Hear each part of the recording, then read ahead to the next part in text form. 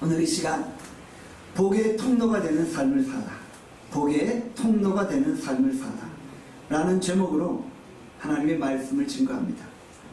사람들은 누구나 다 형통하기를 바랍니다. 지금 여러분의 인생은 어떠한가요? 여러분의 인생은 형통하신가요? 주의 은혜 가운데 만사 형통하신가요? 형통이란 무엇입니까? 모든 일들이 아무 문제 없이 순조롭게 풀리는 것이죠. 마음 먹은 대로 다 되는 것, 이것이 형통입니다. 이것은 일반적인 형통의 정의라는 것이죠. 그런데 성경은 우리가 생각하는 형통과 다른 개념의 형통을 가르쳐주고 있다는 것이죠. 성경이 말하는 형통은 내 마음대로 되어지는 것이 아니라 주의 뜻대로 되어지는 것이죠. 하나님의 뜻대로 되어지는 것이 성경이 말하는 형통이라는 것이죠. 그러니까 우리가 만사 형통하십니까? 라고 묻는다면 우리가 어떻게 대답을 해야 되겠어요? 주의 뜻대로, 주의 섭리대로 우리 인생이 되어집니다.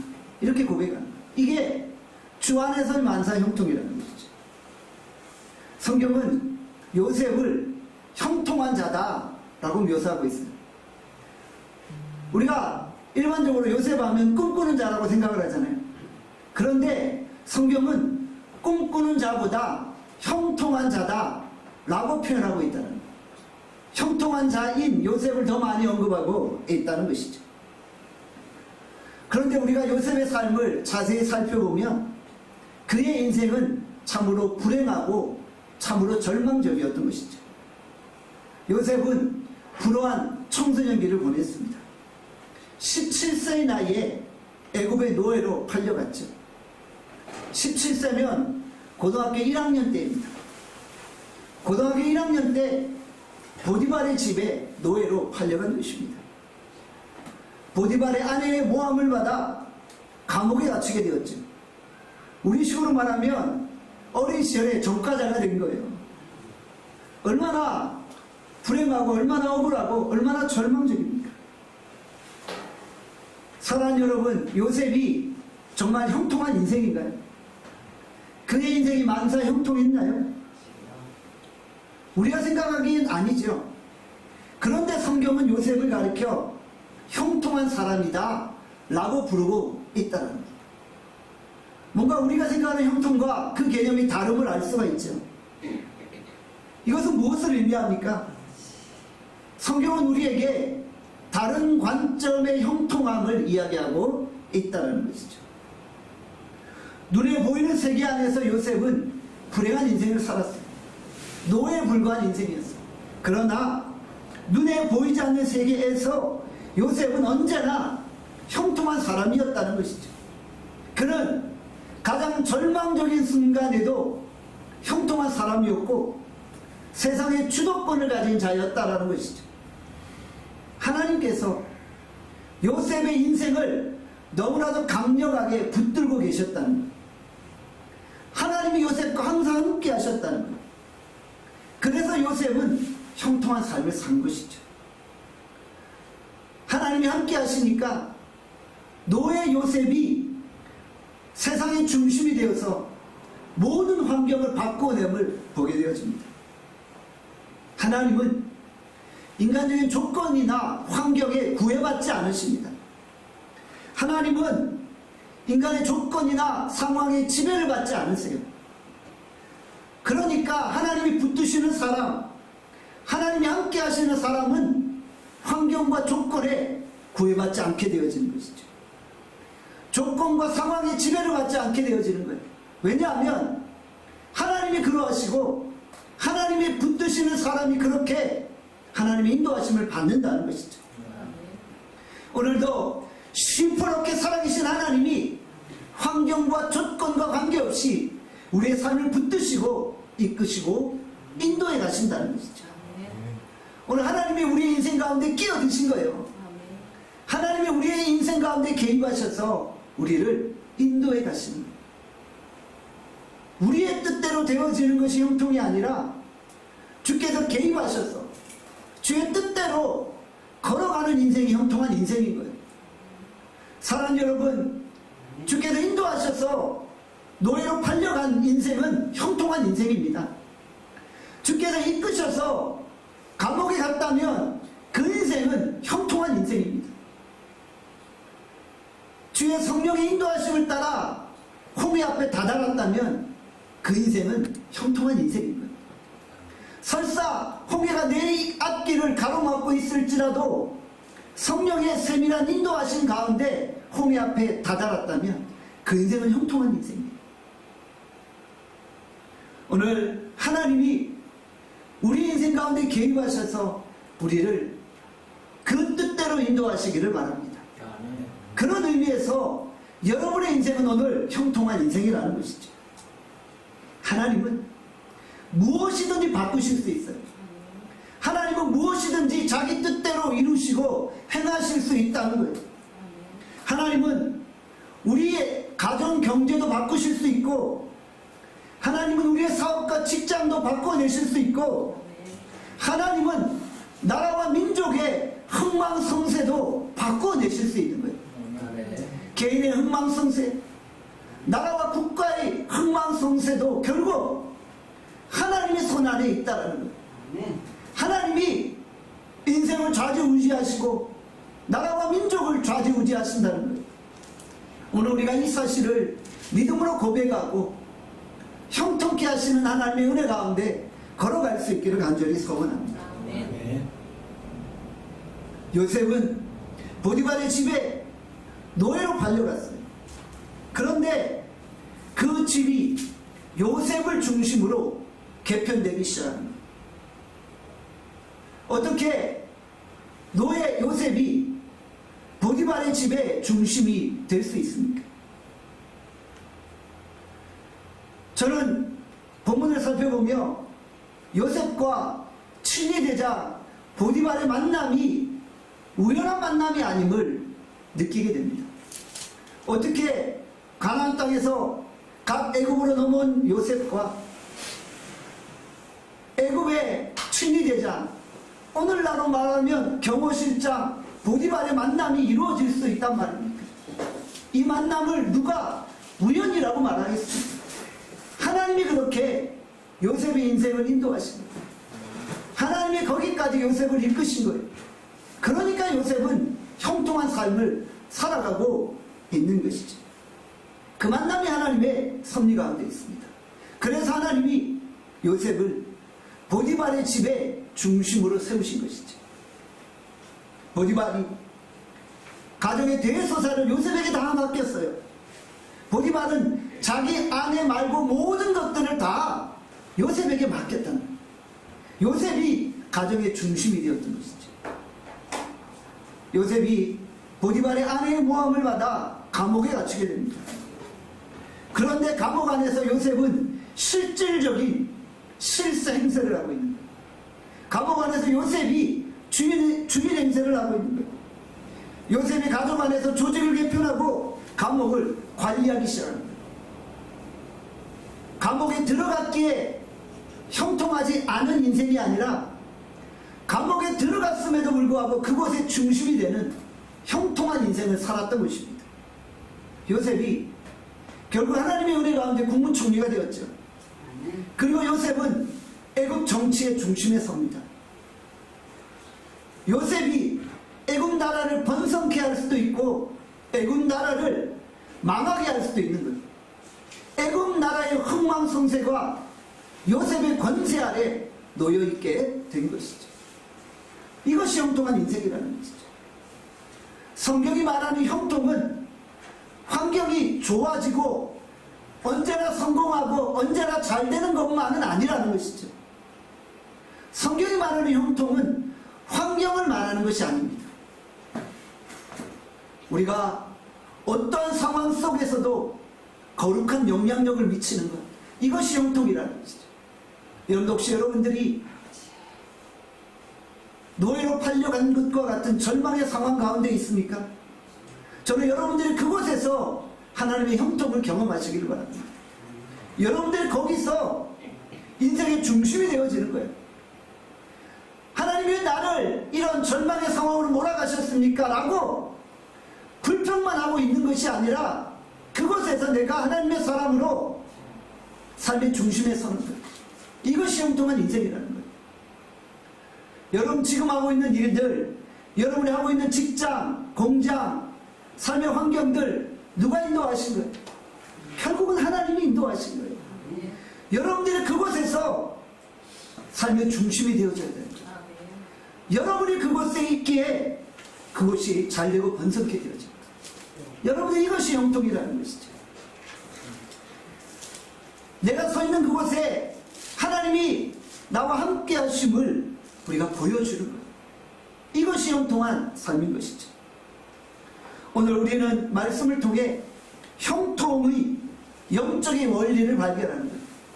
우리가 형통에 관한 영적인 원리를 발견하기만 한다면 우리는 요셉과 같은 형통한 삶, 요셉과 같은 특별한 삶을 살게 되어지는 것이죠. 저에게 소망이 있습니다. 주께서 우리 나눔교회 성도들을 강력하게 붙드셔서 성도들의 삶이 형통한 삶이 되어지는 것입니다. 저는 여러분의 삶이 주 안에서 형통한 삶이 되어지기를 소원합니다. 우리가 절망의 상황 속에서도 형통할 수 있기를 간절히 소원합니다. 우리가 우리 자신의 삶에 관해 한계 짓고 제한 짓지 않기를 바랍니다. 하나님의 성령이 우리 가운데 기름 부으시면 우리는 어떠한 상황 속에서도 어떠한 환경 속에서도 역전할 수 있는 것입니다.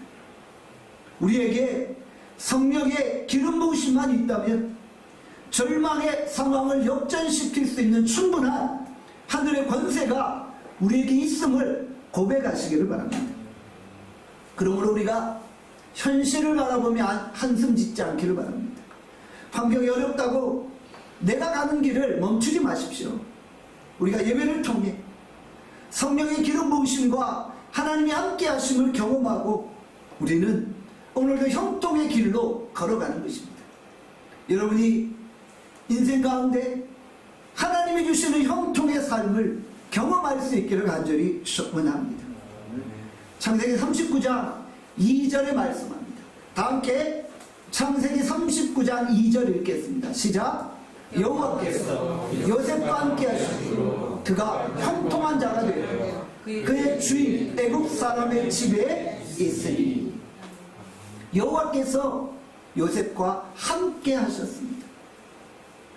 여호와께서 요셉과 함께 하셨기에 그가 형통한 자가 되었다는 것이죠. 형통이란 하나님과 함께 거하는 것입니다.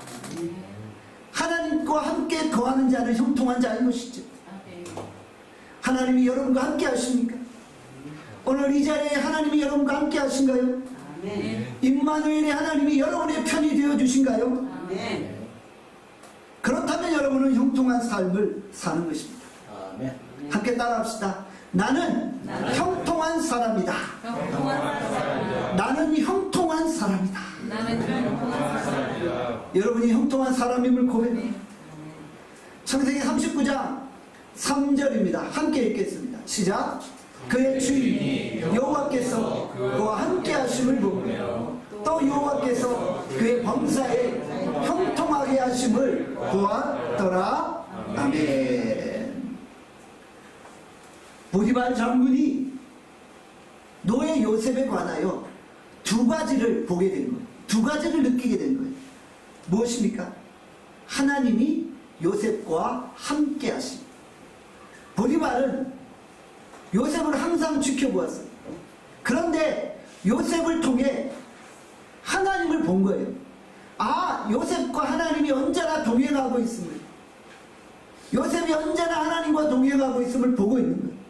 그리고 두 번째, 하나님이 요셉의 범사를 형통케 하심을 보고 있는 거예요. 요셉이 하는 모든 일 가운데 하나님의 형통하심이 있음을 보게 되어지는 것이죠. 보디발은 누구입니까? 왕의 친위대장입니다. 경호대장이에요. 그의 눈썰미가 얼마나 예리하겠어요. 그 당시 애굽 왕을 노리는 수많은 암살자들이 존재했다는 거예요. 그 암살자들을 막아내고 왕을 보호해야 되는 위치가 바로 경호대장입니다. 누가 왕 근처에 가기만 해도 예리한 눈썰미로 그가 진짜 암살자인지 충신인지 파악해내야 되는 거예요. 그 눈썰미는 너무나도 예리했다는 거예요. 그 예리한 눈썰미로 노예 요셉을 항상 지켜보았다는 거예요. 그런데 하나님을 알지 못하는 보디발의 눈에 요셉은 어떠했다는 거예요? 항상 하나님이 그와 함께 하셨거든요. 하나님의 형통하심이 요셉 가운데 함께 있고, 그래서 요셉의 범사에 하나님의 은혜를 베풀어 주죠. 이것을 경험했다는, 보았다라고 고백하고 있는 거예요. 저는 여러분들이 어느 직장, 어느 공장, 어느 회사에서 근무하든지 간에 예수 믿지 않는 자들에게 이 사람은 하나님과 함께 하시는 사람이야, 그가 행하는 모든 일에 하나님이 동행하셔 함께 하셔 라고 인정받는 역사가 일어나기를 소원합니다. 보디발이 요셉의 이런 모습을 보았다라고 기록을 하고 있잖아요. 여러분들이 여러분의 삶의 현장에서 하나님이 나와 함께 하심을 보여주어야 하는 거예요. 예수 믿지 않는 자들이, 하나님을 모르는 자들이 나와 하나님이 함께 하심을 보게 해야 하는 거예요. 그런데 이것이 진정 형통한 삶인 것입니다. 요셉이 몇 살이라고요? 17세의 어린 나이였음에도 불구하고 그에게는 범접하지 못할 거룩함과 신비로움이 있었던 거예요. 그렇게 수많은 사람들을 관리하고 봤던 친제제장 보디발의 눈에 그는 뭔가 다른 거룩함이 느껴졌다는 거예요. 그가 진짜 하나님이 함께 하시는 사람이다 라는 것을 보게 되었다. 여러분들이 직장에서, 사회에서, 가정에서 이런 거룩한 하나님의 영향력과 능력을 나타낼 수 있기를 간절히 소원합니다. 요셉은 보잘것없는 신분이었죠. 그에게는 아무런 능력도 없었잖아요. 그런데 하나님이 요셉과 함께 하셨기에 요셉은 하늘의 권세와 능력을 소유하고 있었던 것입니다. 하나님이 요셉에게 마음껏 사용할 수 있는 하늘의 권세, 하늘의 창고를 열 수 있는 능력의 권세를 허락하신 것입니다. 요셉은 그 권세를 사용함으로 주인의 집이 날마다 번성하고 번창케 되어진 것이죠. 창세기 39장 5절에 말씀합니다. 함께 읽겠습니다. 창세기 39장 5절입니다. 그가 요셉에게 자기 집과 그의 모든 소유물을 주관하게 한 때부터 여호와께서 요셉을 위하여 그 애굽 사람의 집에 복을 내리심으로 여호와의 복이 그의 집과 밭에 있는 모든 소유에 미친지라. 아멘. 요셉이 복의 권세를 가지고 있었어요. 요셉이 보디발의 집과 그의 모든 소유물을 주관하고 있었어요.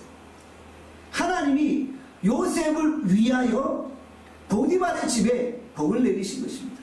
그리고 본문에 보니까 요셉을 위하여라고 말씀하고 있죠. 요셉을 위하여, 요셉 때문에 보디발의 집과 심지어는 밭에 있는 소유물까지, 밭에 있는 식물들까지 다 번성하고 풍성하고 잘되고 강건케 되어진 것입니다. 하나님의 복이 요셉을 통해 흘러 넘쳐나는데 삶의 모든 영역에 다 미치게 되어진 것입니다. 요셉은 대단한 비즈니스맨이 아닙니다. 그는 어린 노예에 불과했어요. 그냥 힘없는 노예였어요. 그런데 요셉이 가는 곳마다 돈이 모이기 시작하고 재정이 흘러 넘치기 시작하고 사람들이 회복되어지기 시작하는 거예요. 이것이 바로 하나님이 함께 하시는 자의 형통함인 것입니다. 저는 여러분들에게 이런 하늘의 권세가 임하기를 간구합니다. 여러분이 이와 같은 하늘의 권세를 소유할 수 있기를 바랍니다. 하나님이 우리에게 하늘의 권세를 주심으로 우리가 형통의 복을 이 세상 가운데 흘려 보낼 수 있기를 바랍니다. 우리가 성령의 기름 부으심 가운데 어떠한 상황 속에서도 이 세상을 번성케 하고 회복시킬 수 있기를 간절히 소원합니다. 하나님이 요셉을 위하여서 보디발의 집에 복을 내리셨죠. 요셉은 자신이 형통의 복을 받았고 자신뿐만 아니라 다른 사람에게도 복을 나누어 준 것입니다. 요셉은 복의 통로, 복의 전달자가 되어진 것이죠. 세상이 말하는 복은 나만 잘 먹고 잘 살면 되는 거예요. 남이 어떻게 되든 관계없어요. 그냥 나만 호의호식하면 되는 거예요. 그러다 보니 남의 눈에 피눈물을 흘리게 하며 남을 짓밟으며 내가 성공하려고 하는 거예요. 어떤 수단과 방법을 동원해서 나만 성공하면 되어지는 거예요. 그것이 세상이 말하는 복이잖아요. 자본주의, 황금 만능주의의 종착역은 바로 나 자신인 것입니다. 남이 어떻게 되든 남이 죽든 말든 그게 내게 무슨 상관이냐는 것입니다. I don't care. 나는 남의 상황에 신경 쓸 겨를이 없어. 나만 잘 되면 돼. 이것이 세상의 사고방식이죠. 그러나 성경은 그렇게 말하고 있지 않습니다. 나만 잘 되면 된다, 나만 복 받으면 된다, 이것은 가장 비성경적인 것입니다. 성경은 분명히 우리에게 말합니다. 나로 말미암아 다른 사람들이 복을 받게 되어지는 것이죠. 창세기 12장 2절에서 3절의 말씀합니다. 다 함께 읽겠습니다. 시작. 내가 너로 큰 민족을 이루고 내게 복을 주어 내 이름을 창대하게 하리니 너는 복이 될지어다. 너를 축복하는 자에게는 내가 복을 내리고 너를 저주하는 자에게는 내가 저주하리니 땅의 모든 족속이 너로 말미암아 복을 얻을 것이라 하신지라. 이것이 아브라함의 복이에요. 내가 너로 말미암아 땅의 모든 족속에게 복을 줄 것이다. 너로 말미암아 세상 모든 족속이 복을 받을 것이다. 이것이 아브라함의 복입니다. 요셉 때문에 보디발의 집이 복을 받았어요. 요셉 때문에 애굽 땅이 복을 받은 거예요. 똑같은 의미 아닙니까? 아브라함이 복 자체가 되어진 거예요. 아브라함이 복의 근원이 된 거예요. 아브라함을 통해 세상 모든 민족이 복을 받게 되어진 거예요. 아브라함은 복의 통로 역할을 한 것입니다. 요셉은 복의 전달자 역할을 한 거예요. 본인이 복 자체가 되고 본인이 형통함을 경험하고 자신의 형통함으로 말미암아 다른 사람의 형통함이 드러나게 되었던 것이죠. 우리가 가는 곳마다 복이 임하고 우리가 떠나는 곳에 복이 떠나는 역사가 일어나는 것입니다. 우리가 축복하는 자를 하나님이 축복하시는 거예요. 우리가 복을 빌므로 우리로 말미암아 주변 사람들이 복을 받게 되는 거예요. 여러분들 그러면 얼마나 사람들이 우리를 환영하겠어요? 제발 좀 한 번만 저희 가정에 방문해 주세요. 제발 한 번만 저희 사업장에 방문해 주세요. 당신이 오셔야만 우리의 사업장이 복을 받습니다. 저는 여러분들이 그런 역사를 일으키기를 바랍니다. 하나님이 여러분에게 이런 권세를 주시기를 바랍니다. 여러분 오늘 우리가 형통함에 관한 영적인 원리를 알아야 되는 거예요. 형통이 뭐라고요? 하나님이 함께 하시는 자가 형통한 거예요. 하나님과 함께 하시는 그런 형통의 복이 여러분 가운데 임할 때 복이 흘러 들어가게 되어진다. 실제로 가정과 직장과 교회와 사회에서 이런 일이 벌어지잖아요. 하나님을 잘 섬기는 며느리가 우리의 가정에 들어왔어요. 그때부터 가정이 잘 되기 시작합니다.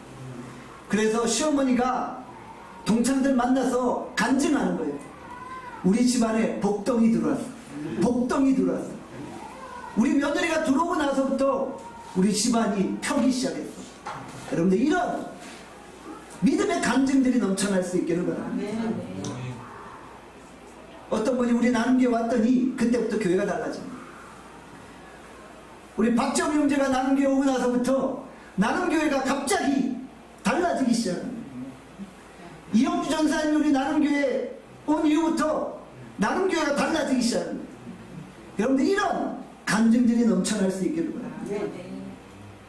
우리 안성준 집사님이 직장에서 근무하니까 회사가 달라집니다. 하나님이 형통케 하시는 사람을 통해 가정과 사회와 민족과 열방을 바꾸시는 것입니다. 하나님이 우리와 함께 하십니다. 또 하나님이 우리와 함께 하심을 통해 우리의 삶을 바꾸어 주시는 것입니다. 우리가 어떻게 하나님과 함께 거할 수 있습니까? 결국은 말씀과 기도를 붙듭니다.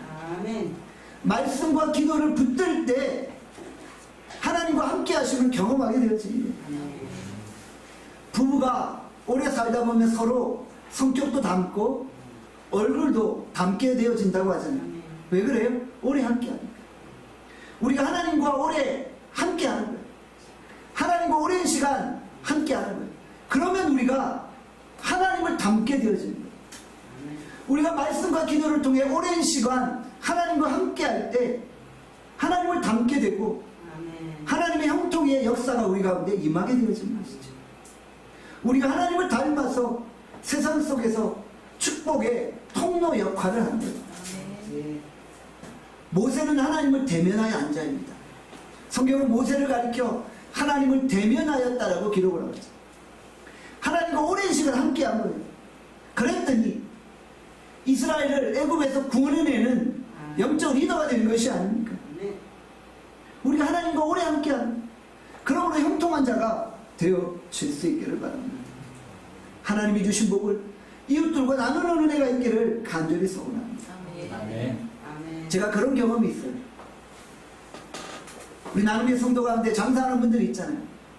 음식을 파는 분들 있잖아요. 제가 아침 일찍 새벽 기도를 끝나고 그 사업장을 방문해요. 그 집사님이 고백했던 거예요. 제가 가고 나니까 손님들이 몰려들기 시작한다. 목사님이 한번 방문하고 가면 그날 매상이 1.5배, 2배로 늘어난다는 거예요. 참 이상한 일이에요. 왜 그런 역사가 일어나는지 모르겠어요. 하나님이 그렇게 역사하여 주시는 것이죠. 여러분이 복이 되는, 여러분이 복의 근원이 되는 역사가 일어날 수 있기를 바랍니다. 복은 나로부터 시작합니다.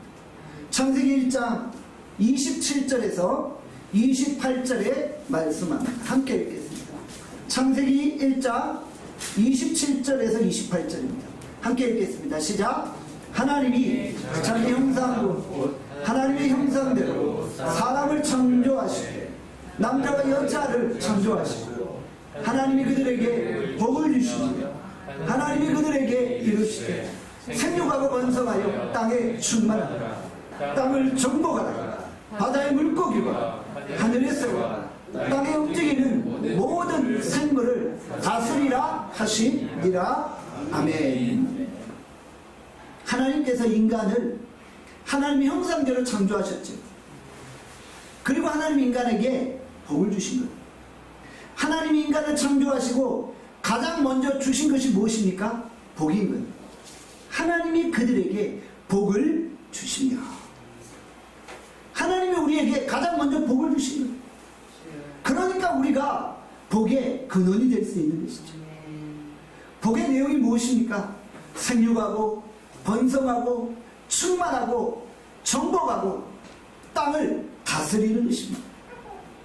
이것이 바로 믿는 자들의 세상을 향한 문화적 명령이죠. 하나님은 이 땅의 모든 것들을 다 창조하셨어요. 그리고 우리에게 이 땅의 모든 것들을 다 관리하고 다스리고 정복하라고 허락하여 주신 거예요. 하나님의 손 안에서 모든 것들이 다 이루어지게 되는 것이죠. 하나님은 우리에게 복을 주시고 이 땅을 다스리라고 말씀하십니다. 우리의 삶에서 가장 먼저 해야 될 것이 무엇입니까? 바로 하나님의 복을 받는 거예요. 하나님의 복을 받고 시작하는 거예요. 하나님 인간을 창조하시고 가장 먼저 복을 주시고 시작하셨잖아요. 여러분들이 오늘 하루도 하나님의 복을 받고 시작하는 거예요. 오늘 예배를 통해 하늘의 복이 머무는 거예요. 그리고 오늘 하루를 시작하는 거예요. 우리가 하루 일과를 시작하기 전에 새벽 기도를 하잖아요. 새벽 기도를 통해 하나님의 복을 받는 거예요. 그리고 하루를 시작하는 거예요. 우리의 매일매일이 하나님의 복과 함께 시작되어지기를 바랍니다. 우리는 하나님의 백성입니다. 하나님의 백성은 항상 하나님과 함께 거하는 것입니다. 우리가 하나님의 함께 하심의 복을 우리 이웃들과 더불어 나누는 은혜가 있기를 간절히 소원합니다. 우리가 입을 크게 벌리고 성령의 기름 부으심을 구하는 것입니다. 하나님이 준비된 성도들에게 성령의 기름 부으심과 충만함을 허락하십니다. 그리고 우리가 삶의 현장에서 하나님의 형통케 하심의 역사를 일으키는 것입니다. 창세기 39장 4절입니다. 함께 읽겠습니다. 시작. 요셉이 그의 주인에게 은혜를 입어 섬기며 그가 요셉을 가정 총무로 삼고 자기의 소유를 다 그의 손에 위탁하니. 본문에 은혜를 입었다고 했죠. 히브리어의 원뜻은 눈에 들었다, 마음에 들었다, 인정받았다, 이런 의미입니다. 보디발이 요셉을 인정했어요. 요셉의 마음에 든 거예요. 그의 성실히 일하는 모습을 인정해 준 것이죠. 그는 정말 최선을 다해 일하는구나. 그는 정말 열심히 일하는구나.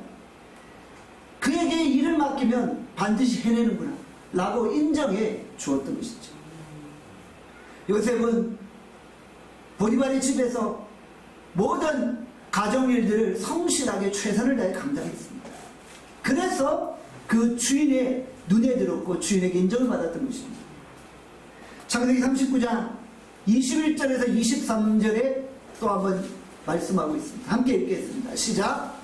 여호와께서 요셉과 함께 하시고 그에게 인자를 더하사 간수장에게 은혜를 받게 하시고 간수장이 옥중 죄수를 다 요셉의 손에 맡기고 그 재반 사물을 요셉이 처리하고 간수장은 그의 손에 맡긴 것을 무엇이든지 살펴보지 아니하였으니 이는 여호와께서 요셉과 함께 하시니 여호와께서 그를 범사에 형통하게 하셨더라. 아멘.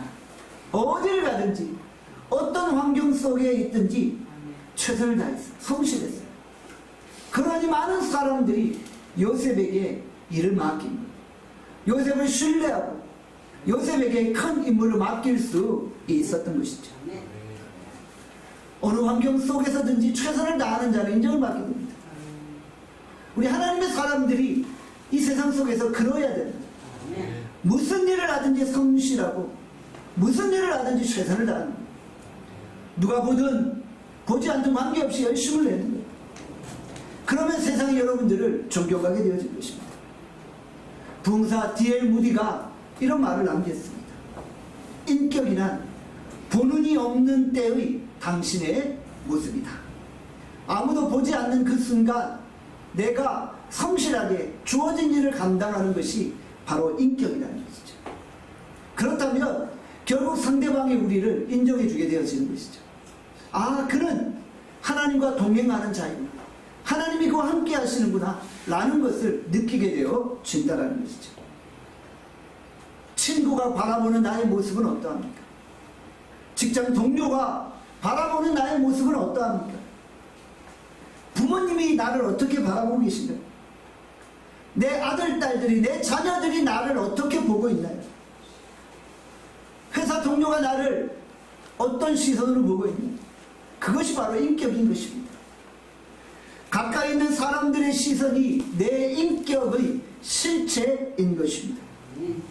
D.L. 무디가 한마디 더 남겼죠.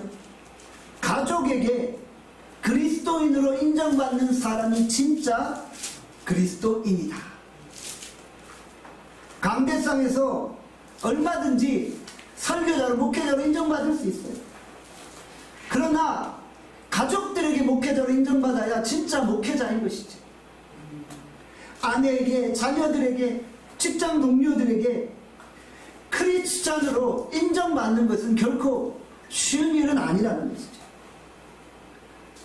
여러분 주변에 여러분과 가까이 있는 자들이 여러분들을 어떻게 바라보고 있습니까? 여러분들이 진짜 세상 사람들에게 축복의 통로로서 인정받고 있습니까? 아니면 가짜 축복의 통로는 아닙니다. 우리가 성실함을 통해 하나님이 나와 함께 하심을 보여주어야 하는 것이죠. 우리가 하나님과 함께하는 삶을 사는 것입니다. 우리가 하나님과 함께 거한다면 형통한 삶을 살게 되어지는 것입니다. 우리가 형통한 사람이 되어서 복을 이웃에게 흘려보내는 것이죠. 복의 통로가 되어지는 삶을 사는 것입니다. 우리가 오늘도 성령의 기름 부으신 가운데 복 자체가 되어지고 복을 나누어주는 복의 통로로서의 삶을 살아갈 수 있기를 주님의 이름으로 축원합니다. 기도하겠습니다. 오늘 이 시간 주께서 우리에게 주신 말씀 생각하며 기도합니다. 그렇습니다. 하나님, 우리가 진정 축복의 통로가 되어지기를 원합니다. 하나님, 우리가 진정 복 자체가 되어지기를 원합니다. 우리가 절망 속에 있을지라도 하나님, 우리가 하나님과 함께함으로 형통한 자가 되어지기를 원합니다. 어떤 환경 속에서도 성실하게 최선을 다하게 하시고 하나님, 내가 하나님과 함께하고 있음을 우리의 이웃들에게 보일 수 있게 하여 주시옵소서. 하나님, 성령의 능력이 우리 가운데 머물러 우리가 형통의 권세를 소유하게 하시고 하나님, 우리가 이 권세를 세상에게 나누어 줄 수 있게 하여 주시옵소서. 성령께서 오늘 우리 이 예배 참여 모든 이들에게 하늘의 은사와 영적인 권세를 허락하시고 우리가 영적인 원리를 깨달아 이 땅을 형통함으로 살아갈 수 있게 은혜 베풀어 달라고 이 시간 다 함께 주여 한번 외치고 통성으로 기도합니다. 함께 주여 한번 외치고 기도합니다. 주여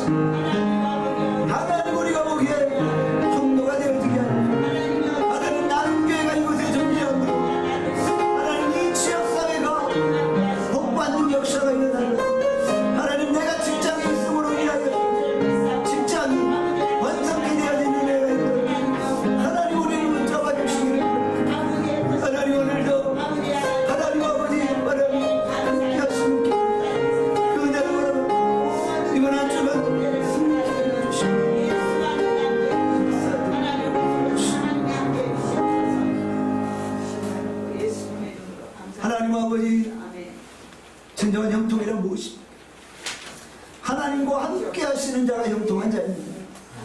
하나님, 이번 한 주간 동안도 우리가 하나님과 동행 가기를 원합니다.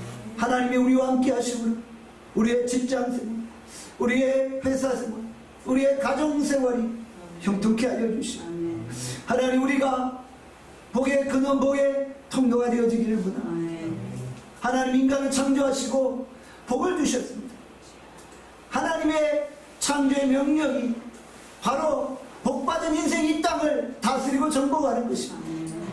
하나님, 오늘도 우리가 하나님이 주신 하늘의 권세를 가지고 이 땅을 다스리고 통치케 하여 주시고 우리가 받은 하늘의 복을 이 땅 가운데 나누어 주는 복의 통로가 될 수 있게 하여 주시기를 간절히 빌고 소원하고 예수 그리스도의 이름으로 기도합니다.